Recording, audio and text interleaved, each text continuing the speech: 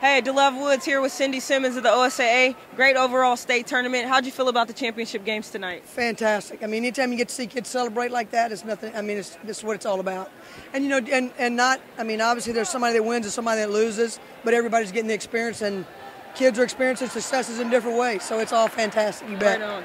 And I know a lot of teams are curious about this. A lot of the players are. Are we going to see a shot clock implemented anytime soon in the OSAA? Well, you know, that's a great question. So thanks for asking, so I can talk about it.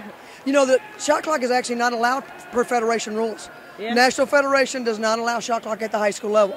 Now, there are 7 states in the country who choose to not abide by the rules, which is fine. They can do that. Right. We just happen to be right located between 2 of them, and that's Washington and California. Right. So, you know, we have not had an outcry from our schools at all to go to the shot clock. So we're just abiding by federation rules by not having one, and at this point, we don't have interest from our schools to change it. So, and certainly if they come to us and want to talk about implementing, that's a different conversation, but at this point, that's not even, you know, we've had very little conversation about that from our schools. Now, some coaches may want it, but we hadn't had any administrators come forward and say, let's look at the shot clock, you know. Right. So.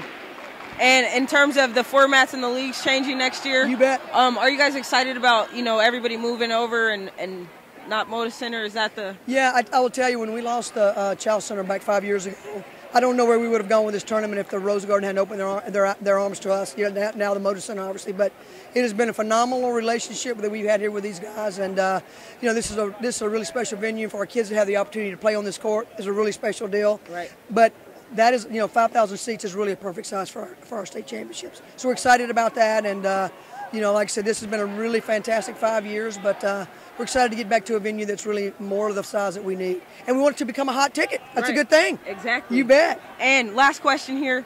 How would you feel about a 6A versus 5A state championship King of the Kings Titan tournament?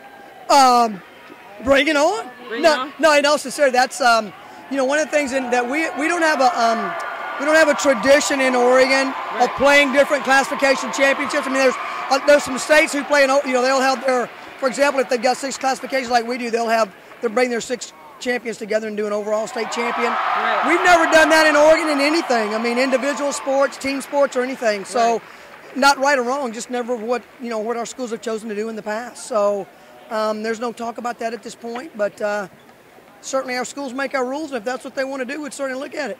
Cool. Okay. Cindy Simmons here with DeLove Woods. Thank you for checking out. Spread the love.